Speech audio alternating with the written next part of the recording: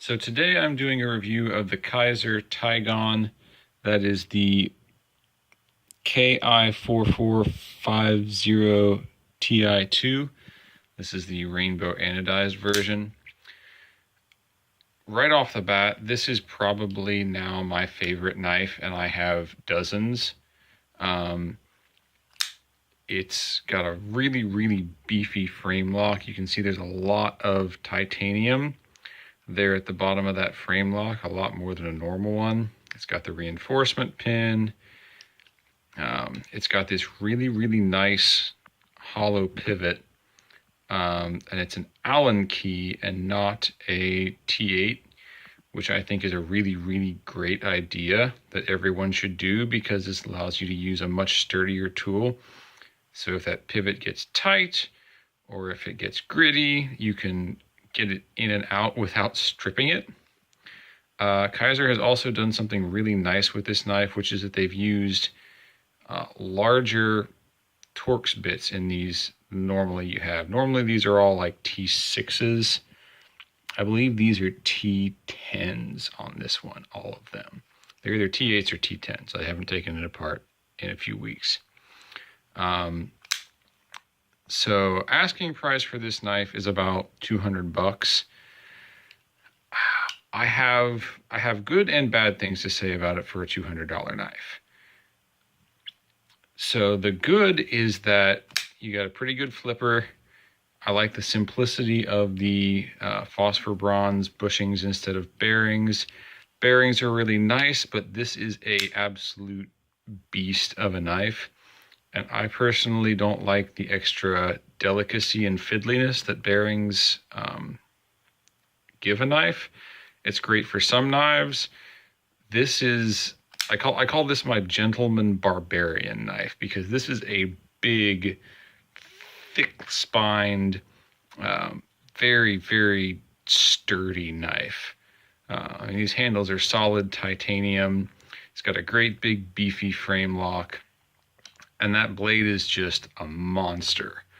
But it's also very nice looking, and it is relatively thin, so it slides into a pair of dress pants pretty well.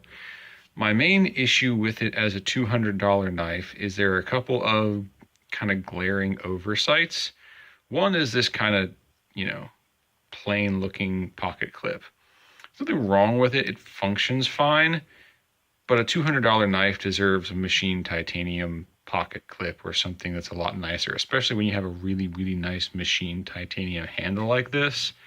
The Kizer Splinter has a machined titanium pocket clip, and it's really nice, but for some reason they decided not to give you one on this larger, more expensive knife.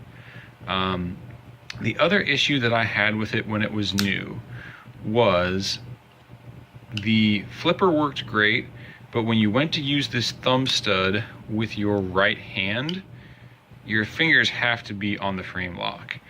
And because they used such a large ceramic ball bearing in the frame lock, and they used a sharp-edged drilled detent hole in the blade, when you put your fingers here to push it with a thumb stud, you could not get it to move. There was no way you could open the knife with the thumb stud with your right hand.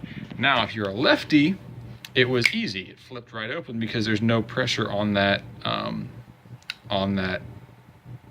frame lock. What I did with this one was I actually took out the blade and I used my Dremel, and the detent hole was very round and very sharp edged. I actually ground a ramp into the blade side of the detent hole so that it still clicks in. There's no blade rattle or anything, but when you're sliding it out, that ball bearing in the frame lock is sliding up a ramp instead of butting up against that sharp edge. And now I can have my fingers on the frame lock and it opens great. But you shouldn't have to do that to a $200 knife to get it to open.